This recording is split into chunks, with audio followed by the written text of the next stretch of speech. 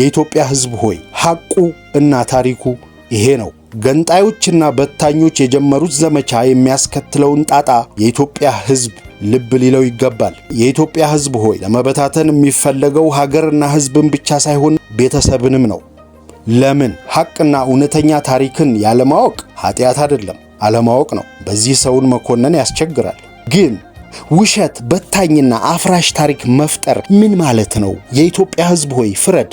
መፍጠር እስከተፈለገ ወይም ካስፈለገ ለምን በጎውን፣ ገንቢውን፣ ሰብሳቢውን ነገር አንፈጥርም? የተለያዩ ብሔረሰብ ገዢ መደቦች በጥቅምና መደብ ተሳስረው ሰፊውን ሕዝብ በጋራ እንዳልገዙና እንዳልመዘበሩ ሁሉ ጨቋኝ አማራ፣ በዝባዥ አማራ፣ ገዢው አማራ፣ ሁሉን ክፉ ነገር አድራጊ አማራ እየተባለ የሚነገረው ነገር ነው። የኢትዮጵያ ሕዝብ ሆይ ለመሆኑ አማራ ማለት ምን ማለት ነው? ይህስ ስያሜና ቃላት መቼና ከየት የመጣ ወይም የተገኘ ነው?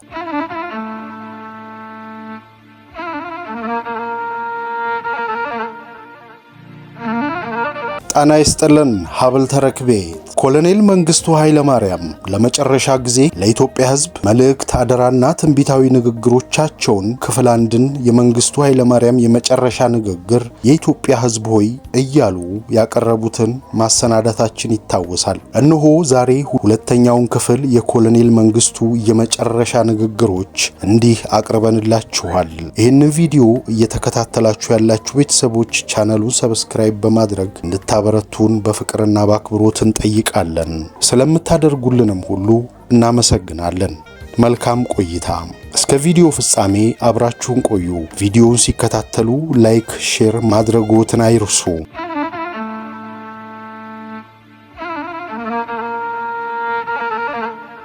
የኮሎኔል መንግስቱ ኃይለማርያም የመጨረሻ የስንብት ንግግሮች ለኢትዮጵያ ሕዝብና ኢትዮጵያውያን።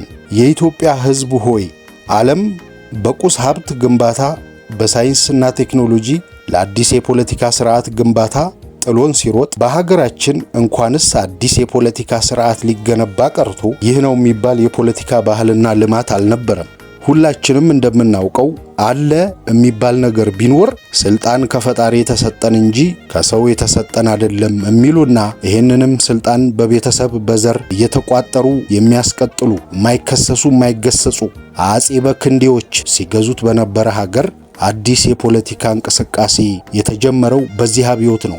በአብዛኛው ህዝባችን እስከ ቅርብ ጊዜ ድረስ የፓርቲ ትርጉምና ተልእኮ ምን እንደሆነ ማወቅ ቀርቶ ራሱ ፓርቲ የሚባለው ቃል መታወቁና ለዚህም መዝገበ ቃላት ላይም መኖሩን የሚያጠራጥር ሲሆን ምንም አይነት ባህሪ ይኑረው ወይም ተልእኮ በኢትዮጵያ የረጅም ጊዜ የፖለቲካ ታሪክ ለመጀመሪያ ጊዜ ፖለቲካ ማስተዋወቃችን፣ መጀመሪያውን የፓርቲዎች አስኳል መመስረታችን ወንጀለኛ ያደርገናልን? የኢትዮጵያ ሕዝብ ሆይ ይህ ፓርቲስ ያሰባሰባቸው ሰዎች በራሳቸው ፈቃድና አነሳሽነት ለፍትህ፣ ለዲሞክራሲ፣ ለሀገሪቱ አንድነትና ለሕዝቡ ማህበራዊ ደህንነት ሲባል ሕይወታቸውን የሰጡ ከሕዝቡ መሃል የወጡ የታገሉና ያታገሉ እንጂ የአንድ ገዢ ጨቋኝ ብሔረሰብ ውልድ ወይም አባሎች ናቸውን? ቅንና በጎ ውጥን ነው ወይም አሃዱ ብለን የጀመርነው ጅምር ነው። በሕዝቡ ፍላጎት እድገትና ማህበራዊ ንቃት ሊራባ ሊሻሻልና ሊስፋፋ የሚችል ነገር ሲሆን ከአባቶቻችን የተረከብናቸውንም እኛም የወጠናቸውንም አንድነታችን፣ ቁሳዊና መንፈሳዊ ቅርሳችንንም ማውገዝ፣ ማርከስ እንዲሁም ማፍረስ ከሆነ ከቶ በዚች ሀገር ምን ማድረግ ይቻላል? ምንድነው በእውነቱ የሚበጀንና የሚበጃትስ? የኢትዮጵያ ሕዝብ ሆይ ነጋድራስ ገብረ ሕይወት ባይከዳይ ከ118 ዓመታት በፊት ለኢትዮጵያ እድገትና ለውጥ ያሰበ ኢትዮጵያዊ ወየውለት ያሉት ትዝ አለኝ። ለዚህ እንቆቅልሽ የኢትዮጵያ ሕዝብ በአስቸኳይ ፍችና ተግባራዊ ምላሽ ሊያገኝለት ይገባል። የብሔር ብሔረሰቦቻችንን ጉዳይ በተመለከተ በቅድሚያ ይታወቃል ብዬ የማምነው የየትኛውም ብሔረሰብ ወይም የየትኛውም ሃይማኖት ተወካይ ወይም ደግሞ የምወክል ሳልሆን መላውን ኢትዮጵያዊ የምወክል ኢትዮጵያዊ ነኝ። የኢትዮጵያ ብሔረሰቦች ታሪክ የኢትዮጵያና የኢትዮጵያ ሕዝብ ታሪክ ነው። የኢትዮጵያና የኢትዮጵያም ሕዝብ ታሪክ የኢትዮጵያ ብሔረሰብ ሁሉ ታሪክ ነው። ይህንን አስመልክቶ እጅግ የሚያሳዝንና የሚያስቆጨኝ ነገር ቢኖር በዓለም የረጅም ጊዜ ህልውናና የረጅም ጊዜ ታሪክ ያለው ህዝብ በታሪኩ ርዝማኔ መጠን የተፈራረቁበት የውጭ ወራሪዎች የጥንታዊ ስልጣኔ ውጤቶቹንና የታሪክ ማስረጃዎቹ ቅርሶቹን ስላቃጠሏቸው፣ ስላወደሟቸው፣ ስላፈራረሷቸውና ስለዘረፏቸው ከውጭ ወራሪዎችም ጥቃት ባሻገር መሳፍንትና መኳንንት በስልጣን ሽኩቻና በጎጠኝነት ስሜት በሃይማኖት ግጭት አንዱ የአንዱን ክልል በወረረና በተቆጣጠረ ጊዜ ሁሉ ለጋራ ታሪካቸው ካላቸው ግምትና ኋላ ቀር ስሜት የተነሳ ተመሳሳይ ጥፋት በማድረስ ከዛ በላይ ለታሪክ ዘገባና ለታሪክ ቅርስ እንክብካቤ ህዝቡም ሆነ በየጊዜው የተፈራረቁ ነገስታት ለዚህ ጉዳይ ተገቢውን ትኩረት ባለመስጠት የኢትዮጵያ ህዝብ ታሪክ በከፊል እንኳ ተመዝግቧል ወይም ይታወቃል ብሎ ለመናገር በጣም የሚያስቸግር ነው። ከታሪክ መረጃ ጥረትና ግንዛቤ ጉድለት ብቻ ሳይሆን ሆን ተብሎ ኢትዮጵያን ለመከፋፈል ዓላማ መሳሪያና መነገጃ ለማድረግ እንደሚሞከረው ሳይሆን ሐቁ ከዚህ በጣም የራቀና የተለየ ነው። ይህ ጉዳይ በአፍራሽነቱም ሆነ በአልሚነቱ ትኩረቴን ከሳቡት አበይት ጉዳዮች አንዱ በመሆኑ በበኩሌ ሳላጋንን አቅሜና ጊዜ በፈቀደው መጠን ብዙ ደክሜያለሁ።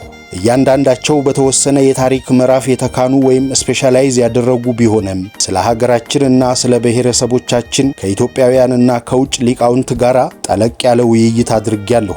አያሌ መጽሐፍትንም አገላብጫለሁ። በሥራ መስኬ ወይም በውትድርና ሙያዬ ብዙ የሀገራችንን ክፍሎች ተዘዋውሬ የማየት ዕድልም አጋጥሞኛል። በተለይም በድኅረ አብዮት ባጋጠመኝ ዕድል ከኢትዮጵያ የታሪክ ስፍራዎችና ልዩ ልዩ ክልሎች ያረገጥኩበት መሬት ስለሌለ ብዙ የዕድሜ ባለጸጋ የሆኑ ከተለያዩ ብሔረሰቦች የሚወለዱ አረጋውያንን በሰፊው አነጋግሬያለሁ። በዚህ መረጃ መሰረት ያገኘሁት ግንዛቤና ትምህርት እጅግ ጠቃሚ ነው ማለት እችላለሁ። የኢትዮጵያ ሕዝብ ሆይ፣ የኢትዮጵያ ብሔረሰቦች በሀገሪቱ ረጅም የህልውና ታሪክ በዘላን ሕይወትና ግጦሽን ፍለጋ፣ በንግድ ወይም በገበያ ፍለጋ፣ በድርቅ፣ በወራሪ በሽታና በአንበጣ መንጋ ጥቃት በተለያዩ ማዕዘናት የውጭ ጠላት ሲገባ አንዱ አንዱን ለመርዳት ወይም በርስ በርስ ጦርነት አብዛኛውን ጊዜ የኢትዮጵያ መንበረ መንግስት በአንድ ቦታ የረጋ ስላልነበር ሲዘዋወር የሁሉም ብሔረሰቦች አባል የነበሩ የመንግስት ባለሟሎችና ወታደሮች ሲዘዋወሩና የሰሜኑ ወደ ደቡቡ፣ የደቡቡ ወደ ሰሜን፣ የምስራቅ ወደ ምዕራብ፣ የምዕራብ ወደ ምስራቅ፣ የመሃሉ ወደ ዳር፣ የዳሩ ወደ መሃል መፍለስ በመንቀሳቀስ በመጋባትና በመወራረስ በየደረሱበት የአካባቢውን ባህልና ቋንቋ እየወረሱ ተዋህደውና ተመሳስለው ተለዋውጠው ኖረዋል። ይህም በዛሬው የኢትዮጵያ ክልሎች ብቻም አይደለም። የኢትዮጵያ ሕዝብ ሆይ ለማስረጃ ያህል ከአፍሪካ ጅቡቲን፣ ኬንያን፣ ዩጋንዳን፣ ቻድን፣ ሱዳንን፣ ታንዛኒያን፣ ግብፅን፣ ከማዕከላዊ ምስራቅ የመንን፣ እስራኤልንና ሶሪያን፣ ከኤሽያ ህንድን በጎበኘሁበት ጊዜ ከብዙ ምዕት ዓመት በፊት በተለያዩ ምክንያቶች የሄዱ ቁጥራቸው እንዲህ በቀላሉ የማይገመት ኢትዮጵያዊ ነን የሚሉ ዛሬ ያሉት የተለያዩ የኢትዮጵያ ብሔረሰቦች አባላት አግኝቻለሁ። በተመሳሳይ ሁናቴና ምክንያት ከውጭም ወደ ኢትዮጵያ የፈለሱ ነገዶች እንዳሉም ይታወቃል። በሩዋንዳና ቡሩንዲም ይህንን የመሰለ ነገር እንዳለ ተገንዝቤያለሁ። ይህም ብቻ አይደለም። በሰሜን አሜሪካና በማዕከላዊ አሜሪካም ጥንተ መሰረታዊ ትውልዳችንና ግንዳችን ኢትዮጵያዊ ነው የሚሉ በሚሊዮን የሚቆጠሩ ህዝቦች ከመኖራቸው ሌላ በካሪቢያን ሀገሮች ያለው ሁኔታ በዚህ ረገድ ልዩ ሲሆን በተለይ የጃማይካ ጥቁር ህዝብ አብዛኛው ጃማይካዊ ነኝ ከማለት ይልቅ ኢትዮጵያዊ ነኝ ማለትን ይመርጣል። ኃይለኛ ኩሩና አትንኩኝ ባይ ህዝብ ነው። በዚህ ሁናቴ ከነጮችና ከክልሶች ጋር አልፎ አልፎ በሚፈጠሩ ውዝግቦች እኛ እኮ አብዛኛው ዓለም ከቡሽ ወይም ከጫካ ሳይወጣና ገና በእግሩ መሄድ እንኳ ሳይጀምር የሰለጠንንና መንግስት የነበረን ኢትዮጵያዊ ነን በማለት በኢትዮጵያ ውስጥ ካለው ኢትዮጵያዊ በበለጠ በኢትዮጵያዊነታቸው ሲኮሩና ስለ ኢትዮጵያ ታሪክ ሲናገሩ ለሰማና ላየ ለመግለጽ የሚያስቸግር ልዩ ስሜት ያሳድራል። የኢትዮጵያ ሕዝብ ሆይ፣ በዚህ መሰረት ዛሬ ለኢትዮጵያ በተለያዩ ክልሎች የተለያዩ ቋንቋ የሚናገሩ ኢትዮጵያውያን ከ5 እና 6 ወይም ከ10 ትውልድ በፊት ያለውን ሁኔታ ቢመረምሩና ቢደርሱበት የዚያ ቋንቋ ባለቤት ወይም የዚያ ክልል ትውልድ አብዛኛዎቹ እንዳልሆኑ የሚያጠራጥር አይደለም። ይህ ገና ሰፊና ጥልቅ ጥናት የሚጠይቅ ቢሆንም ካገኘሁት ግንዛቤ ብሔረሰብ ስንል ቋንቋ ማለታችን ነው ወይስ ዘር የሚል ጥያቄ ላይ ደርሻለሁ። በዚህ ጉዳይ ላይ ያውም ያለሙያዬ ብዙ ሳልሄድ ለማጠቃለል ለምሳሌ ያህል 2 ተጨባጭ የማያጠራጥር ማስረጃ ላቀርብ እፈልጋለሁ። ይኸውም በኤርትራ ካለው ችግርና ለዚህም መሳሪያነት ገንጣዮችና አስገንጣዮች ስለ ኢትዮጵያ ታሪክና ብሔረሰቦች ሁኔታ ለማቅረብ ከሚሞክሩበት ትንተና አንጻር ነው። የኤርትራ ችግር ሰፊና ረዘም ያለ ታሪክ ቢኖረውም የትጥቅ ትግል በመጀመሩ ረገድ በአንድ አሮጌ ጠመንጃ የመጀመሪያውን ጥይት ተኩሶ ወደ ሱዳን የኮበለለው በኤርትራ ምዕራባዊ ቆላ የቤኒ አመር ብሔረሰብ ተወላጅ የሆነ ኢድሪስ አዋቲ የሚባል አንድ ፋናቲክ አክራሪ ግለሰብ ነው። እንደሚታወቀው በኤርትራ ቆላማ ክፍል ትግረ፣ ብሌን፣ ቢኒ አመር፣ ኩናማ፣ ናራ ወዘተ የሚባሉ የተለያዩ ቋንቋ የሚናገሩ ብሔረሰቦች ወይ ማህበረሰቦች ይገኛሉ። በዚህ ሀገራችን ሰሜናዊ ክልል የባህር ጠረፍና ቆላማ ቦታ ለምን ያህል ጊዜ እንደኖሩ በህሉና ታሪካቸው ምን በጎና ምን ክፉ ነገር እንደገጠማቸው በህዝቡ ዘንድ የተከበሩ በሀገራቸው አንድነትና ነጻነት የታገሉ ታሪካቸውን በሚገባ የሚያውቁ የዕድሜ ባለጸጋ የሆኑ አዛውንቶችንም ወጣቶችንም በሰፊው አነጋግሬያለሁ። ጊዜ ለመቆጠብ ስል ስለ አንዱ ቢኒ አመር ስለተባለው ብሔረሰብ በኢትዮጵያ ውስጥ በከረን በሳህልና በባርካ በሰፊው የተዘረጋ ብቻ ሳይሆን ከኢትዮጵያ ውጪ የሱዳን ምዕራባዊ ክልል በሙሉ የሚያጥለቀልቅ ነው። ይህ ብሔረሰብ የራሱ ቋንቋ ሲኖረው በተጨማሪ በአረብኛ ቋንቋ በሰፊው ይጠቀማል። አብዛኛው መንፈሳዊ እምነት እስልምና ነው። ወደዚህ ጉዳይ ባልገባ ደስ ይለኛል፣ ግን ምክንያት አለው። ወደ ዋናው ብሔረሰብ ጉዳይ ልመለስና ከዚህ ብሔረሰብ አንጋፋ ወይም አረጋዊ አባላት ጋር ከየት እንደመጡና ጥንተ መሰረታቸውና ትውልዳቸው ከየት እንደሆነ ስጠይቃቸው ሁሉም ባሳማኝና በተባበረ መልኩ የገለጹልኝ ዛሬ በጎጃም ውስጥ ካለው አገው ከተባለው ህብረተሰብ አካል ወይም አባል መሆናቸውንና ከጎጃም የፈለሱ መሆናቸውን ነው። የቢኒ አመርን ብሔረሰብ ማንነትና ለአያሌ ዘመናት ለሀገር ዳር ድንበር የኢትዮጵያ ነጻነትና አንድነት ያደረገውን ተጋድሎ በጽሑፍ ከመዘርዘር ባሻገር የኢትዮጵያ አንድነት ለዘላለም ተከብሮ እንዲኖር ለዚህ ትውልድ አደራና ቋሚ የታሪክ ማስረጃ በሚል ከዚህ ብሔረሰብ የተውጣጡ ከክልሉ የተወከሉ አረጋውያን እዚሁ አዲስ አበባ መጥተው ለምዕተ ዓመታት ከውጭ ወራሪ ጋር የተፋለሙበትንና የሚገርመው ደግሞ ለምዕተ ዓመታት በታሪክ ማስረጃነቱ ተንከባክበው ያቆዩትን መሳሪያ ሰጥተውኛል። በዚህ ታሪካዊ መድረክ ይህንን ለኢትዮጵያ ሕዝብ ሳሳይ ከመቀመጫዬ ብድግ ብዬ ነው። ከፍ ያለ ደስታም ይሰማኛል። ዘመኑን ታሪኩን ሁሉ የያዘ ያቀፈ ሰይፍ ነው። እጅግ እጹብ ድንቅ የሆነ የታሪክ ማስረጃ ነው። የኢትዮጵያ ሕዝብ ሆይ ሌላው አማራ ስለሚባለው ብሔረሰብ ነው። ስለዚህ ብሔረሰብ ለመግለጽ የፈለኩበት ምክንያት ወያኔና ሻቢያ ሀገርን ለመገንጠልና ለማስገንጠል የኢትዮጵያ ግንድ የሆኑትን ብሔረሰቦች ለመገነጣጠልና ለማፋጀት አይነተኛ ስልት አድርገው የሚጠቀሙበት መሰረተ ቢስና እጅግ ያሰለቸን ነገር ቢኖር እያንዳንዱ ብሔረሰብ በውስጡ የራሱ ገዢ መደብ እንዳለና የተለያዩ ብሔረሰብ ገዢ መደቦች በጥቅምና መደብ ተሳስረው ሰፊውን ሕዝብ በጋራ እንዳልገዙና እንዳልመዘበሩ ሁሉ ጨቋኝ አማራ፣ በዝባዥ አማራ፣ ገዢው አማራ፣ ሁሉን ክፉ ነገር አድራጊ አማራ እየተባለ የሚነገረው ነገር ነው። የኢትዮጵያ ሕዝብ ሆይ ለመሆኑ አማራ ማለት ምን ማለት ነው? ይህስ ስያሜና ቃላት መቼና ከየት የመጣ ወይም የተገኘ ነው? በጣም ራቅ ባለው ጥንት ጊዜ እስራኤላውያን ኢትዮጵያን ሊጎበኙ ይመጣሉ። የሀገራችንን በደንና በዱር አራዊት ያሸበረቁ የተራራ ሰንሰለቶች፣ በእነኚህ መሃል ያሉትን ቁጥራቸው የበዛ ወንዞችና ሸለቆዎች፣ በአጠቃላይ የኢትዮጵያን መልክዓ ምድር ገጽታና የሕዝቡን ባህልና አኗኗር እነሱ ከሚኖሩበት ማዕከላዊ ምስራቅ መልክዓ ምድር አቀማመጥና ሕዝብ ጋር በማነጻጸር በጣም ይደነቃሉ፣ ይመሰጣሉ። እነኚህ ጎብኚዎች ከብዙ ቆይታ በኋላ ወደ ሀገራቸው ተመልሰው የአማራን ሀገር አየን ወይም በአማራ ሀገር ጉዞ የሚል ጽሑፍ አውጥተው ኢትዮጵያን ከሕዝባቸው ያስተዋውቃሉ። የኢትዮጵያ ሕዝብ ሆይ በዕብራይስጥ ወይም በሂብሩ ቋንቋ አማ ማለት ሕዝብ ማለት ነው። ሐራ ማለት ተራራ ማለት ነው። በዚህ መሰረት እስራኤሎቹ ሊገልጹ ወይም ሊሉ የፈለጉት በወቅቱ በተራራ ላይ የሚኖር ሕዝብ ማለታቸው ነው። ስለሆነም አምሃራ አሉ።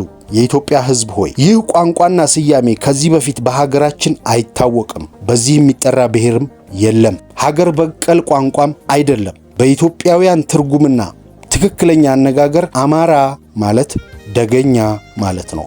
የኢትዮጵያ ሕዝብ ሆይ ታዲያ ይህ ከሆነ አማራው ወይም ደገኛው ደጋማው ኤርትራ ነው? ትግራይ ነው? ጎንደሬው ነው? ጎጃሜው ነው? ወለየው ነው? ኦሮሞው ነው? ጉራጌው ነው? ከፋው ነው? ጊሚራው ነው? ጋሞ ነው? ሀዲያ ነው? ከምባታው ነው? ወላይታው ነው? አርጎባው ነው? ወዘተርፈ ማን ነው? መልሱን ለታሪክና ለኢትዮጵያ ሕዝብ እተዋለሁ።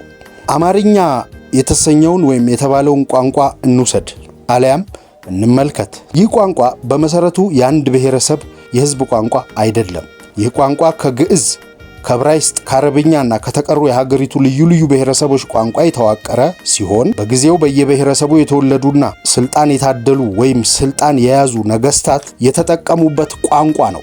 የአንድ ብሔረሰብ ቋንቋ አይደለም። ይህም ቋንቋ በዚህ ምክንያት በአጭር ጊዜ ውስጥ አድጎና በልጽጎ የኢትዮጵያውያን የጋራ ቋንቋ ከመሆኑ ባሻገር በዓለምም እጅግ የታወቀ ለማስተማርና ለስነ ጽሑፍ የበቃ ብቸኛ አፍሪካዊ ቋንቋ ነው። የኢትዮጵያ ሕዝብ ሆይ ሐቁ እና ታሪኩ ይሄ ነው። ይህንን ሐቅና ታሪክ ጥቂት ምሁራን እና የውጭ ዓለም በይበልጥ ሲያውቀው፣ አብዛኛው ኢትዮጵያውያን አናውቀውም። ብሔረሰብና ቋንቋን በተመለከተ የኢትዮጵያ ሕዝብ ሆይ በአብዮቱ ዓመታት ምናልባት እኩልነትና ዲሞክራሲ እናስተምራለን ብለን ሁላችንም ከሚገባው በላይ ሳናከረውና ህብረተሰቡንም ሳናሳስተው እንዳልቀረን እገምታለሁ። በእርግጥ ኢትዮጵያ በመሰረቱ የብዙ ማህበረሰብ ወይም ብሔረሰቦች እናት ብትሆንም ባህርታዊ ነን ብንልም ማመንና መገንዘብ ያለብን ቀደም ብዬ ልገልጽ እንደሞከርኩትና የታሪክና የኢትዮጵያ ጥናት ባለሙያ የሆኑ ሊቃውንት እንደሚነግሩንና እንደሚያስተምሩን ከአንድ ብሔርም አልፎ በእውነቱ አንድ ቤተሰብ ነን። እደግመዋለሁኝ፣ ከአንድ ብሔርም አልፎ በእውነቱ አንድ ቤተሰብ ነን። የኢትዮጵያ ሕዝብ ሆይ ገንጣዮችና በታኞች የጀመሩት ዘመቻ የሚያስከትለውን ጣጣ የኢትዮጵያ ሕዝብ ልብ ሊለው ይገባል። የኢትዮጵያ ሕዝብ ሆይ ለመበታተን የሚፈለገው ሀገርና ሕዝብን ብቻ ሳይሆን ቤተሰብንም ነው። ለምን? ሐቅና እውነተኛ ታሪክን ያለማወቅ ኃጢአት አይደለም፣ አለማወቅ ነው። በዚህ ሰውን መኮነን ያስቸግራል። ግን ውሸት፣ በታኝና አፍራሽ ታሪክ መፍጠር ምን ማለት ነው? የኢትዮጵያ ሕዝብ ሆይ ፍረድ። መፍጠር እስከተፈለገ ወይም ካስፈለገ ለምን በጎውን፣ ገንቢውን፣ ሰብሳቢውን ነገር አንፈጥርም? ለዚህም ነው ከመስፋፋት ፈንታ መኮስመን፣ ከማደግ ፈንታ መቆርቆዝ፣ ሁሉ እያለን አተን ከመበልጸግ ፈንታ ከድህነት ወለል በታች ቆመን ከሰላም ጦርነት፣ ከፍቅር ጥላቻ የዘራ ነው ወይም ያተረፍ ነው። አንዳንዶቹ እንደሚሉት አንዱ ጎሳ ሌላው የሚጨቁንበት፣ አንዱን ቋንቋ ሌላው የሚያፍንበት ወይም አንድ ጎሳ የሚገዛበትና ጠመንጃ ሊያማዝዘን የሚያስችል ይሄ ነው የሚባል ምክንያት አለ ወይ? የኢትዮጵያ ሕዝብ ሆይ ከማህበራዊ ነቃታችንና ከኋላ ቀርነታችን ብቻ ሳይሆን ከሥርዓቱም ባህሪ መንስኤነት፣ መናናቅ፣ መሻኮት በነበረበት ረጅም ጊዜ አባቶቻችን ኢትዮጵያውያን ኢትዮጵያን ኢትዮጵያ አሰኝተው አብረው ኖረው አብረው መክተው አብረው ሞተው ይችን አገር ለኛ አስረክበዋል። የኢትዮጵያ ሕዝብ ሆይ ዛሬ ታዲያ አንድነታችን ኃይላችን፣ እድገታችን ሰላማችን መሆን ሲገባው አንድነታችን ነው ችግራችን የተባለበትን ምክንያትና ይህንንስ ማን እንደሚል መልሱንና ፍርዱን ለኢትዮጵያ ሕዝብ እተዋለሁ። ቀጣይ ክፍል በሚቀጥለው ይዘንላችሁ እንቀርባለን።